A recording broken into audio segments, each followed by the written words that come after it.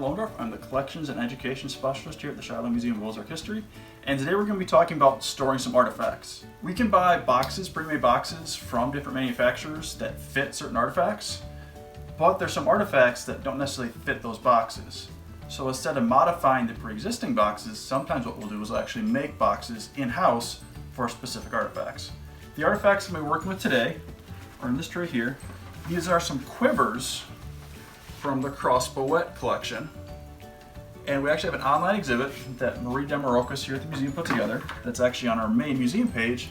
So if you want to learn out more about those quivers and other Crossbowette stuff, I encourage you to check out that online exhibit.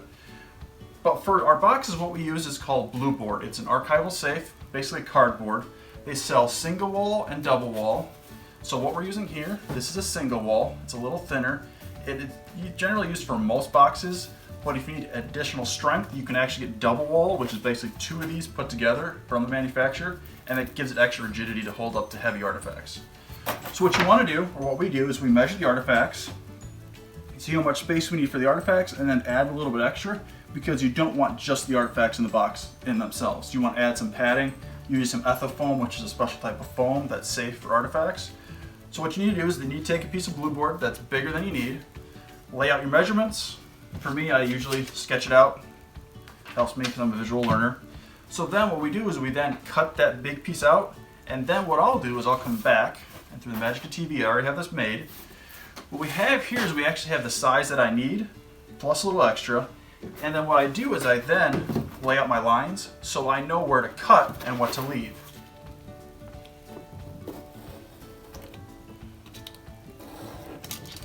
And blue board's fairly easy to cut, but depending upon the direction that you're going, you can hit some of the perforations in it, so sometimes it's easier to cut, sometimes it's a little bit harder.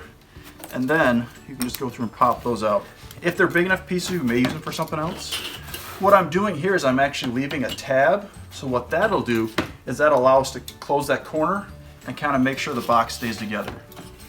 Different people have different styles of doing their corners. We have a volunteer here named Craig Larson, who's kind of our go-to for making boxes. He makes some really good boxes. If Carolyn Reno, our collections manager and assistant director, needs a box for a special artifact, she oftentimes will go to Craig and have him do it. And once you make all these cuts, we're actually going to glue it all together. And then after it dries, that's when I'll come back and take measurements for the lid.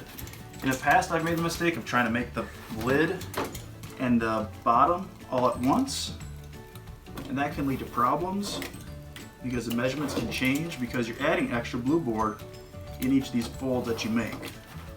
So now we've got our tabs. So basically, it kind of looks like a pinwheel. So what we're going to do now is we have a special tool. Let me close that so I don't slice myself. So this helps us score the boxes to help us fold. So depending on which way you fold, it can be easy to fold or it can be a little difficult to fold, and it may not go on a straight line. Sometimes that's okay, sometimes you want a clean crease. So what we do then, we oftentimes take a yardstick or a ruler, put it there, and you can sometimes just fold it using that to help on short ones. So there I just folded it. So that tab will go over and connect to this side.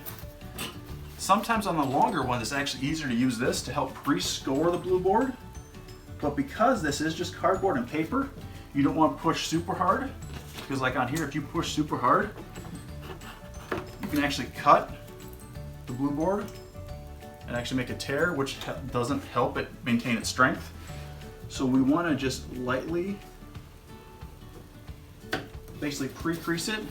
So that's a spot that then the board will cooperate and kind of fold, all goes as planned, right along that line, right along that crease.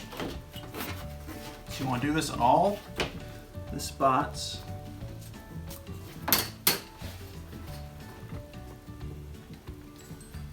There are oftentimes people wonder what museum professionals do, and sometimes it kind of looks like we're doing arts and crafts. But it's actually important because we are entrusted with these collections and maintaining their history. So it's very important for us to take our time and make sure that we preserve them the best way we know how to maintain that history for future generations.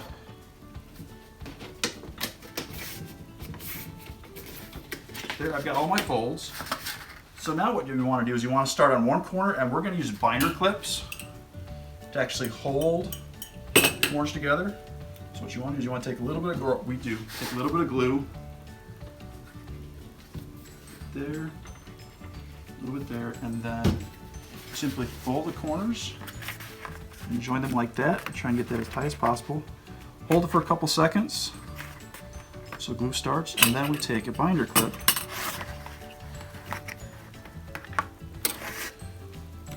to let that dry. And then we're going to do that with the other 4 corners, or 3 corners. So now that we have the box base drying, we want to show you kind of what a box lid would look like. So it's a very similar process. You've got the tabs that you fold over and then use binder clips and glue to hold together. And the measurements is going to be, obviously this box doesn't fit the base, or the lid doesn't fit the base, but you want to make sure you have enough room in here that the box lid is a little bit longer, a little bit wider than the box, so it fits snugly over the sides, but there's not too much gap. So while this is drying, we want to show you what a box lid will look like when we make one for this.